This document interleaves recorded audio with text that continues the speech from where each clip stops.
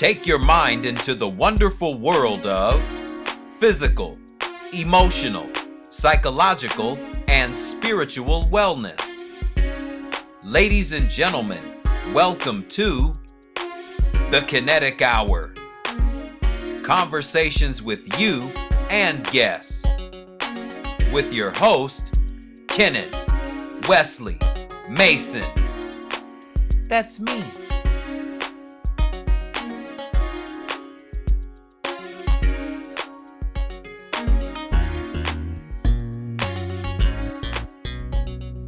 It's been a blessing to bless the field with each and every king and queen that is present in this room.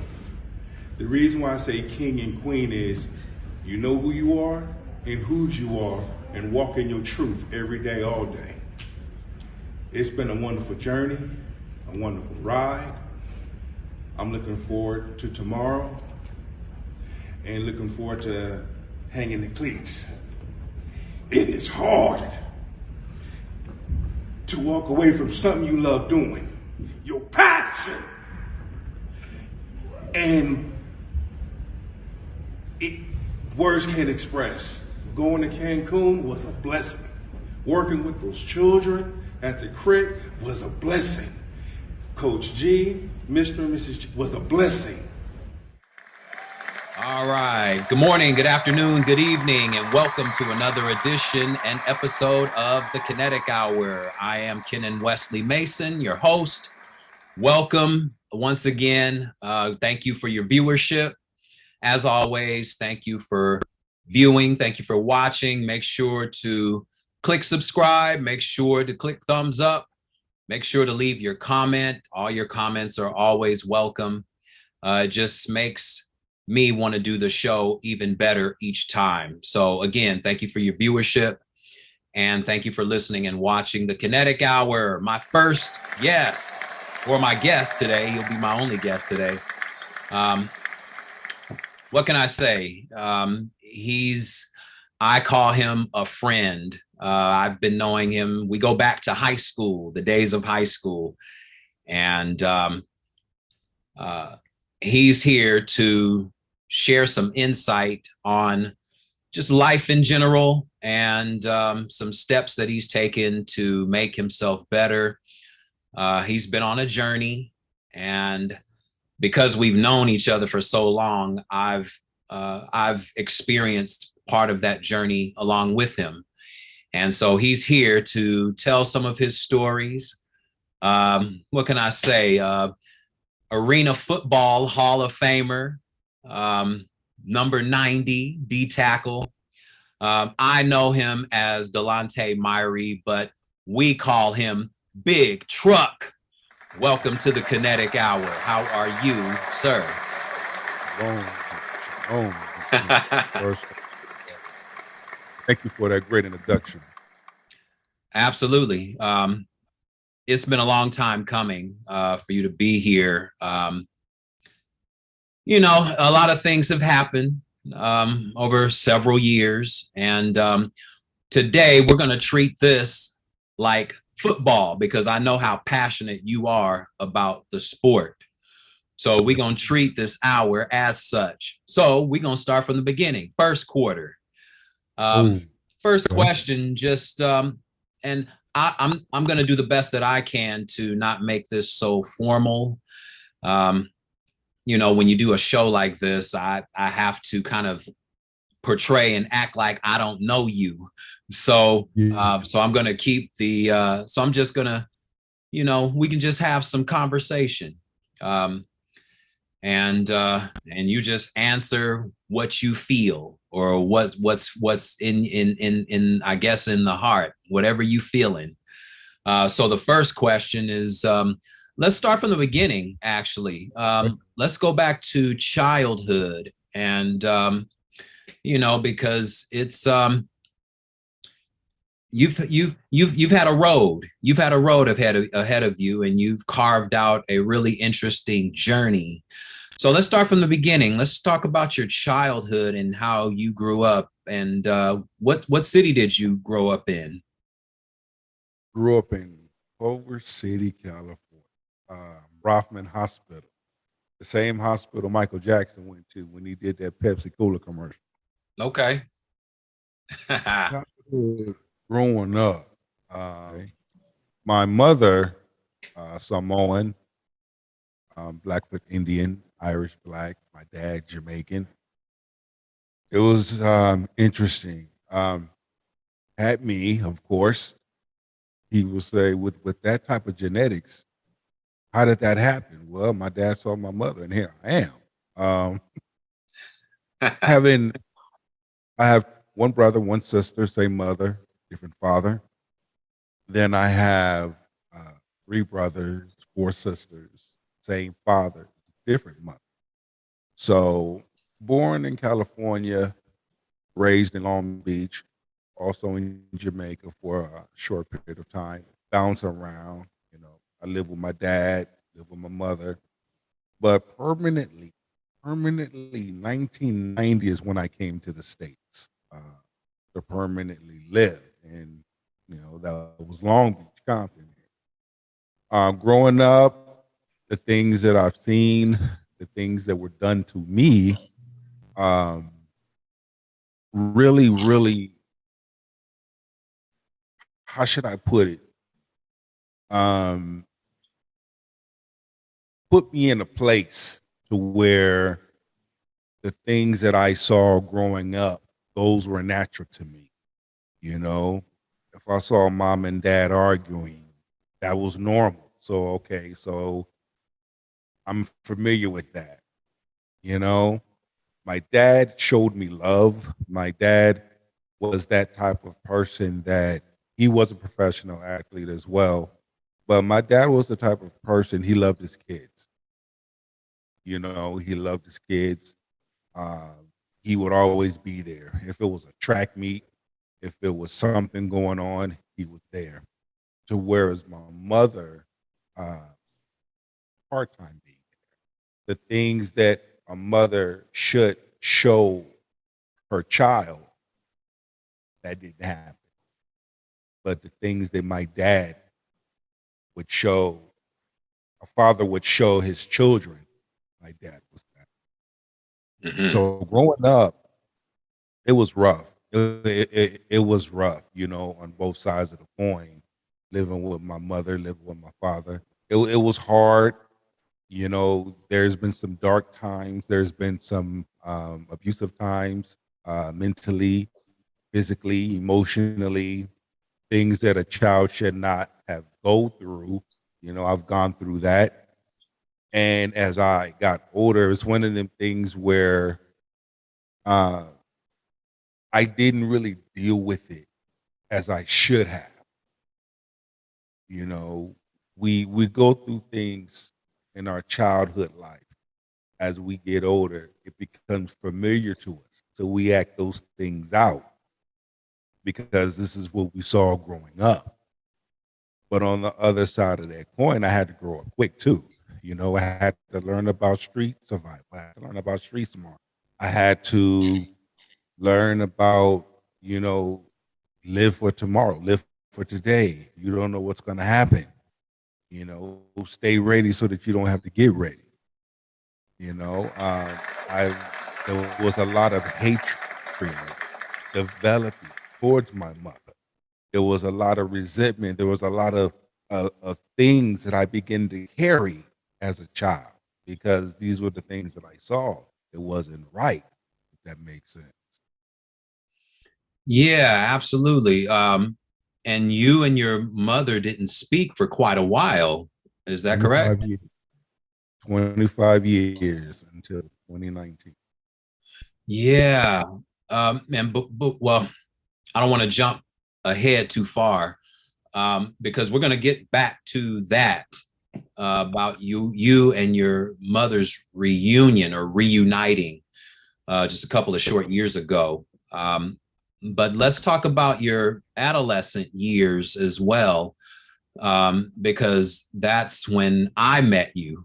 um, uh, Talk about that part of your life because I met you in high school. Shout out to Long Beach Polytechnic High School, LBC, Long Beach, Yep. California. Don Norfolk, Joy Snoop, Master P, Yeah. all of them, the Queens. Right. Yeah, we had some times back then. Um, but talk about that specific time, because that time, I'm pretty sure that specific time helped to kind of mold and shape, or kind of carve out the beginning stages of who you've become now. So talk about that particular era as we go into quarter number two. Well, I've always been into music, because of my family background. Buju Banton being my first cousin and so forth. And also having family ties with the Booyah tribe, other side of the family. Um, Big ups to Big Ren and Godfather, rest in peace, my uncle. But I've always had a thing for music. So, rapping was my thing. That was like my outlet. And also track and field as well. Those two were my outlet. So when we met in high school, oh man, I was trying to find myself. I was going through those things that a teenager would go through, being rebellious, trying to find out who he is and just doing the damn thing. And it, you know, I really started getting my name known, got the name Too Sweet from track and field, and I just adopted that name throughout rapping, throughout high school and going to college at Long Beach City. And those were amazing times because my skills, just the skills that I had then and still have now, because I perfected my skills even more. But then coming into my own, I was bullied. I was that skinny kid with the glasses, and I went through it. I went through my time, but one of the things that I can remember was, and I know you can remember this, it was raining one day, one afternoon, and we had a track meeting. We had a meeting in the halls. You know, no matter rain or shine, Don Norford would have us running, would have us training. Don Norford gave his speech. And then he said, does anybody else have anything else to say? I stood up with a loud voice. Coach, we gonna try our best to win for you. Everybody just start busting up laughing. And Don Norfolk said, okay, Too Sweet, okay.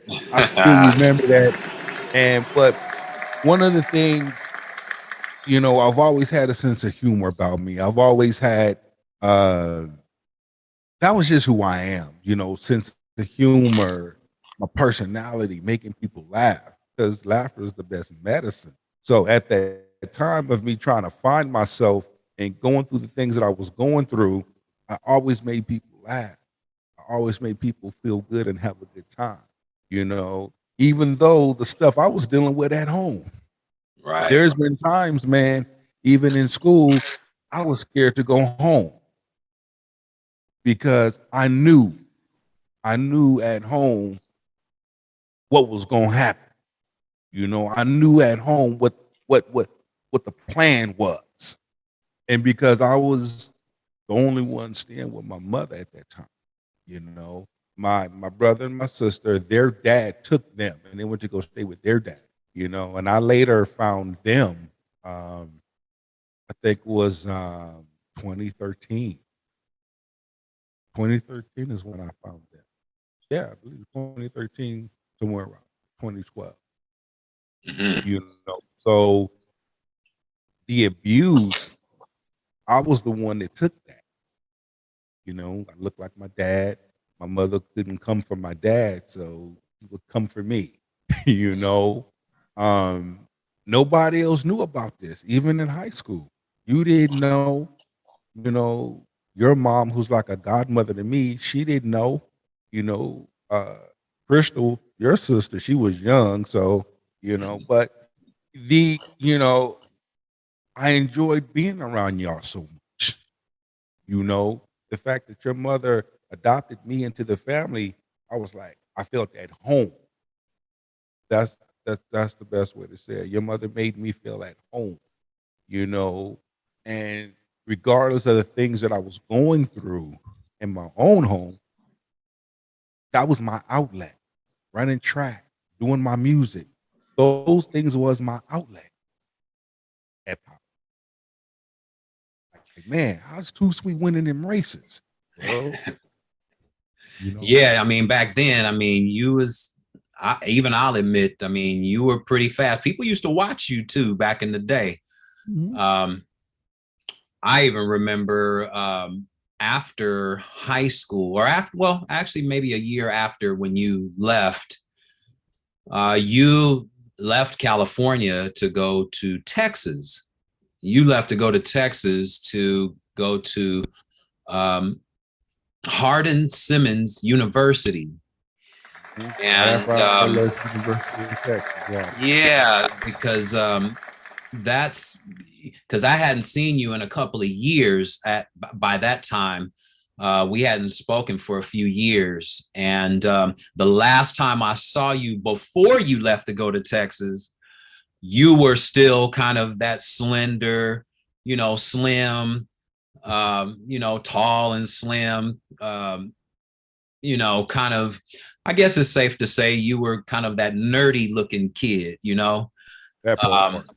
and, but now after a couple of years went by, you went to Hardin Simmons University, and we just happened to run into each other. This was probably in the late 90s, maybe 99 or something like that. Yeah, I yeah. hadn't seen you in about maybe 3 years or so.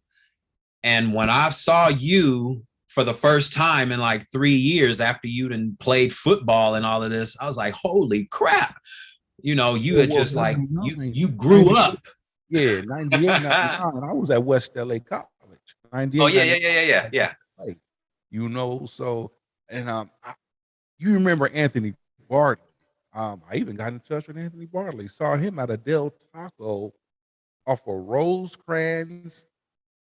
Man, right off of Rosecrans, Rosecrans and I cannot figure out the other street, but it was over there by Southwest College. And Okay. Anthony was like, "Shut the front door." Mm, Too sweet. yeah. Yep. That's right. Yeah, I mean, it was kind of a surprise to me. But again, life takes you in a direction to where, you make changes. Yeah. You make changes within yourself for that specific frame of time. Because again, we're talking mid late 90s. Talk about your experience at Hardin Simmons, the college years. College year from Long Beach City, running track. Okay, Man, we'll start there. boy, you going through crates. You had fun. Ron Alice, Jim Richardson, Coach Beaton, Coach Washington. Those were some amazing coaches. You know, um, I remember, when I um, just met them coaches, and um, Haran Alice welcomed me with open arms. He got that baritone voice. I thought he was black on the phone until I met him. You know, still trying to find myself. You know, going to classes, meeting people, shy of talking to people, hard time to express myself. I was this shy type, but when I got on the track, I was like a totally different person. When it came to me putting that mic in my hand and spitting venom, I was a totally different person. I was in that place. Um, so going from Long Beach City to, I remember I finished both track seasons and I wanted to play football.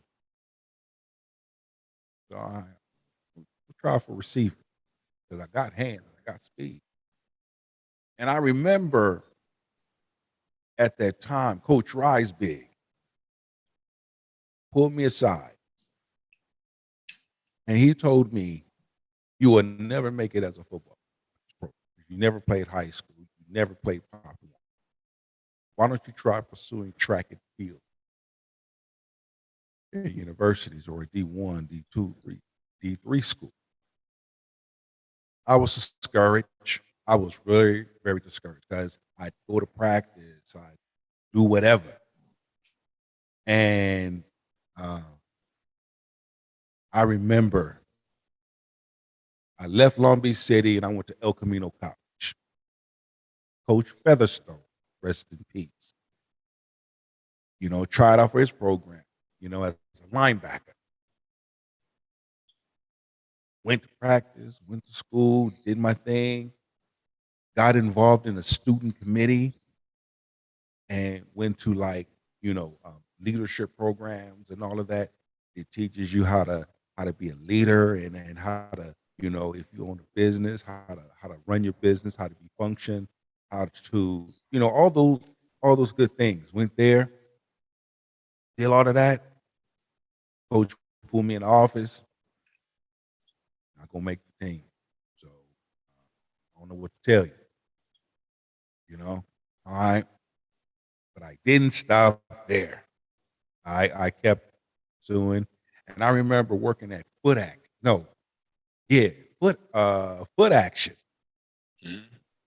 in Crenshaw Mall. Like I said, I was trying to find myself, working there. I met a brother by the name of Everett Pickens. Everett Pickens, wide receiver. He used to play for the Buffalo Bills, NFL Hall of Fame. He'd come through, buy some shoes, and he told me about schools. He told me about certain colleges that a lot of D1 schools will go after to draft players. Okay. And I remember too, Santa Monica College, Southwest, West LA, East LA. Those were the 4 colleges he told me about. He said, go to any one of them JCs, JUCOs. It was something about West LA. I was living on my own. I didn't have no car, but I had my own place, and I was on that bus. So went to West LA College, and this is when I was in a situation, and of course you can remember that situation wasn't working, and I had to leave that situation. Situation meaning a relationship. Yes. Okay. Toxic. I had to leave that because now, it was interfering with what I was trying to do. So kept going to West LA. Kept going to West LA. And see, Robert Hector, New York, Italian, hair slicked back. Daryl Holmes, assistant coach, LA. I'd always go to the team meetings with my Bible, sitting in the front row. And we in the second quarter, we still in the first quarter. We're in the second quarter now, going into the third. You good. And so we he'd always admire that. And he'd always pull me aside, say, Delonte, I admire the fact that you come and you read your Bible. That's good. Back then, if you didn't make the team, you got to come back next year. And some of the coaches knew I didn't play high school ball. Yeah, I went to Long Beach, no, but I ran track. But I kept going to practice. I didn't know what it was like to put on the pads and square up. Right. I learned. One afternoon, was said and done. They said we're going to be making cuts. If your name is on the list, you're on the team. If your name is not on the list, come back next year. All day, Brother Ken, I'm going to tell you, I was nervous. I didn't know what to expect. All this work, But here's the thing. One of the guys came up to me and said, your name is going to be on that list. I said, I hope so. That time came, 2:00. 2:00. I was scared to go in that locker room and look on that list. I had one of the guys go look on that list for me. I'm going to tell you something. When he came back and he said, your name is on that list, I jumped for joy. Right. I jumped for joy. He says, you're going to play, your position will be nose tackle, defensive end. Okay. Oh, first day of practice came. I'm learning the plays. I'm learning everything that I needed to learn. 98, 99, Keyshawn Johnson had just left, went to USC. We had our first game, making preparations speed up a little bit. We played Whittier College. Home game. I remember. Saturday morning. Stands was full. You know. We got the ball. Moving it down the line. Now we scored. Now they got the ball. All right, number 90. All right, Delonte, this is what you're going to do. Go get the quarterback. That's all. Go get him. Okay. Put him on the 5-yard line. Got in my position. That ball, center hike that ball. I hit that quarterback so hard, knocked him into the end zone, safety. And when I turned around and I looked at them stands and saw everybody cheering, that was the greatest feeling of the world. I got a scholarship to the University of Texas off that one play. Longhorns. Longhorns for life. When me and Coach Brown didn't see eye to eye on some things, I leave it at that. So I left, went to Hardin-Simmons University in Abilene, Texas. Never even heard of Abilene. Never even heard of Hardin. Right. So went there, did extremely well, graduated, then went into the supplemental draft. Got drafted by the Atlanta Falcons, got cut. And 05, Dallas Cowboys training camp, made it to the last cut and got cut. Got into arena football. I didn't know what that was. Okay. And made a household name for myself.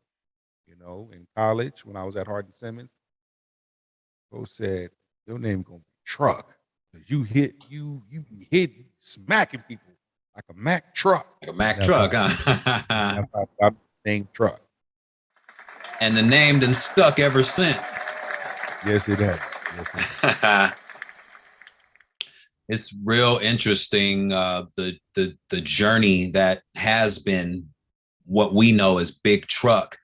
And you've had some pretty successful times. You've also had some trying times during your time being an arena football player. Talk about that, and then talk about some of the adversities while you were in the league, and how you happen to come out on top with what, 6 or 7 rings now? After all that. 7 rings. Yes. And counting. And counting. What I've learned, I can honestly say that playing arena football was it's very competitive sport, fast paced. Everything is like so fast. So if you blink, you'll miss a play. Right. Yeah, it's very fast paced.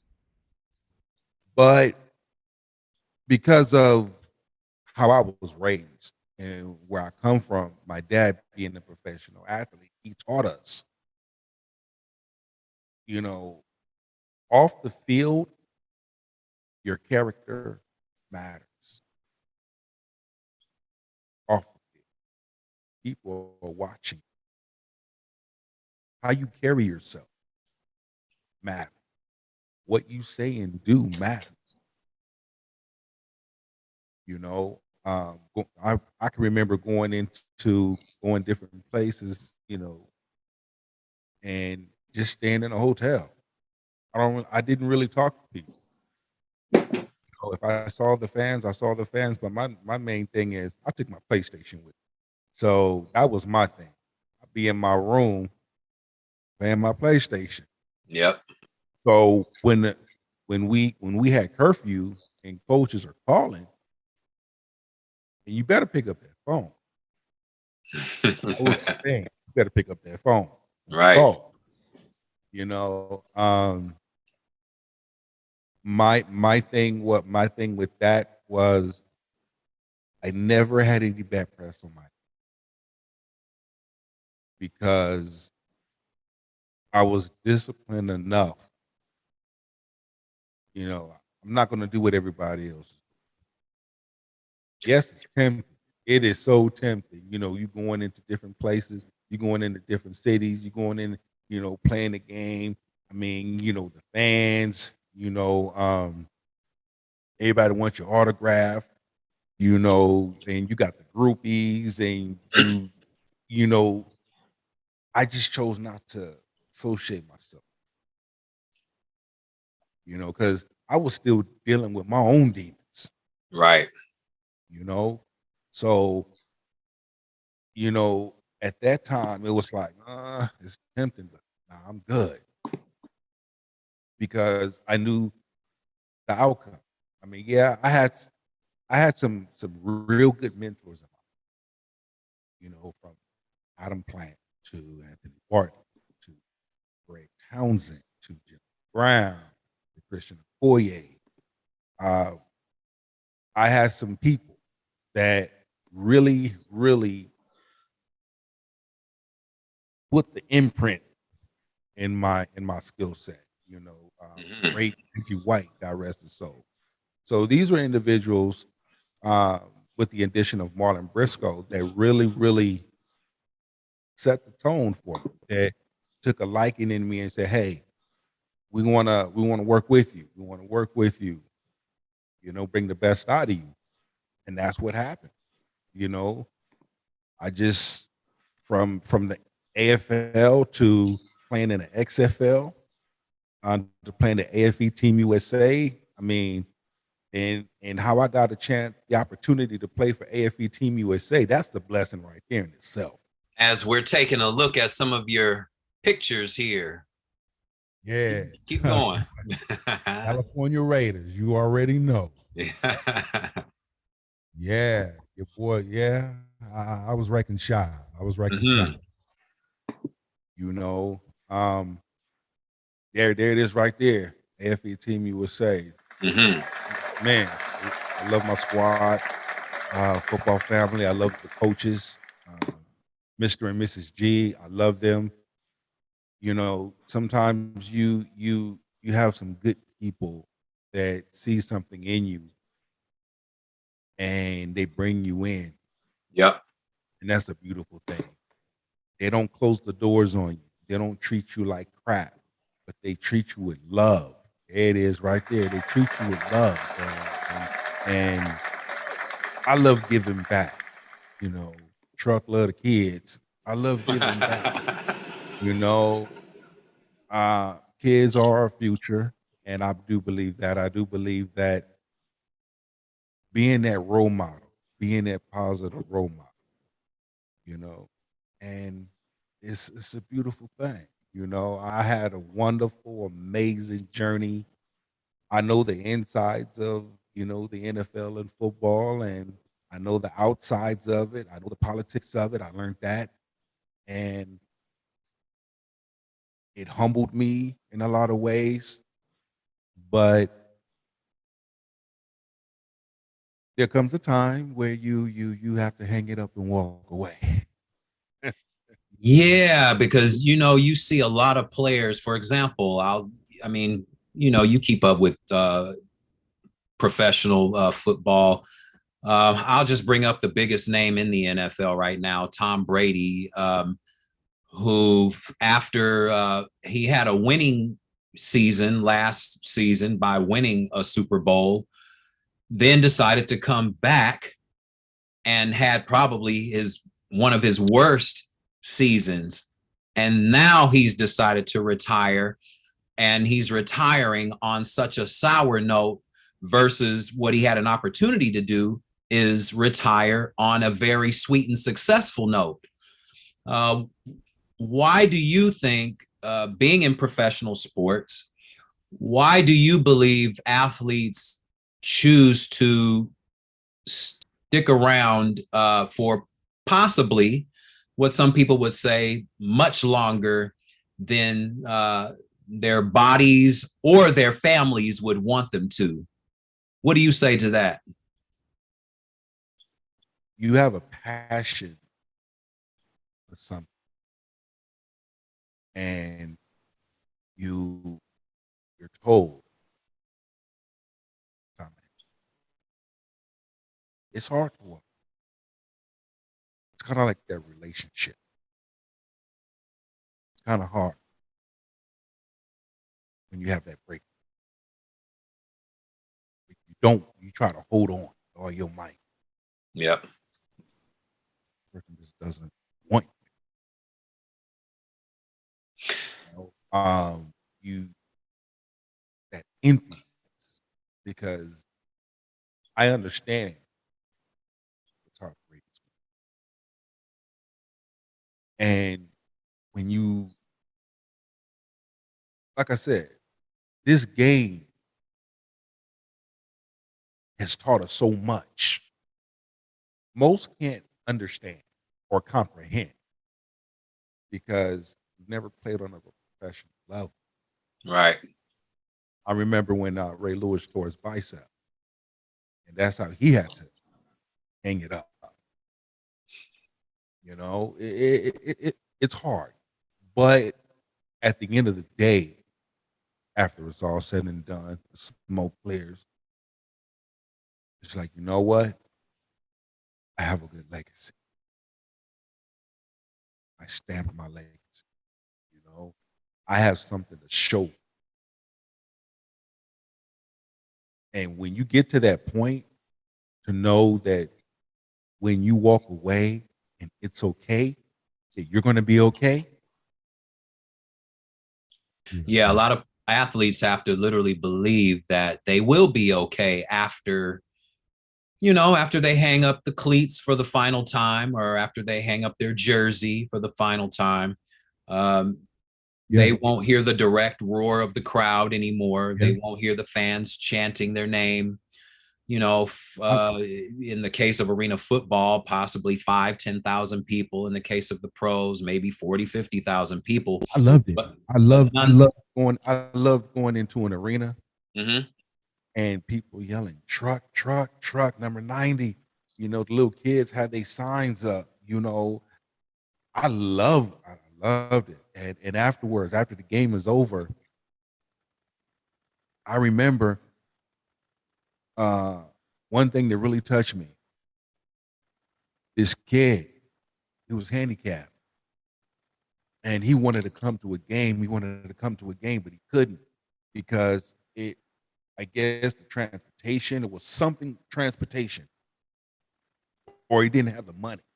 I don't know what it was. It was something of that nature. But you know, getting paid $5,000 a game plus incentives. Oh, you know, Right. I said, you know what? I'm not only going to pay for you. I'm going to pay for your brother and your sister. I'm going to pay for your mother and your father. I'm going to pay for your grandmother. I'm going to pay for your grandfather. Okay. I'm going to pay for the little dog, and I'm going to sit y'all front row. Yep. That was the thing right there that made me feel so good. It just touched me right here. And even the coach was like, man, Delonte, that was so thoughtful of you because he wanted to see big truck. He wanted to see truck because I was an entertainer. Every time I make a play, I do something weird. I do something funny. I do something, you know, love that. Well, and that's something that that family will remember forever. That's something that they'll remember forever, because you as an athlete took the time out, versus being selfish as an athlete, as a lot of athletes are. You took the time out to actually take a moment with the people that are contributing to your success, the fans. Because without the fans, there would be no league or no teams to play. So that's a great thing that you took the time out to do something for people that admire you and admire what you do on the field from week to week. That just it goes to how great you are on and off the field. For any child to come up to an athlete, that says a lot about you, not only on a entertainment level, but on a personal level as well, because not only did the children see it, but the child's or the children's family got to see that side of you as well. So that's always a great thing when the fan gets to see that side of the player, because usually all we get to see is what we see on television. We see the action, we're excited for an hour and a half to 2 hours, and then, you know, we go back to our normal lives. But when it's in person, when you get to see your favorite athlete live, and then you get the opportunity to actually interact with them on a more personal level, it means a lot to that fan. They will remember that forever. They will definitely remember that forever.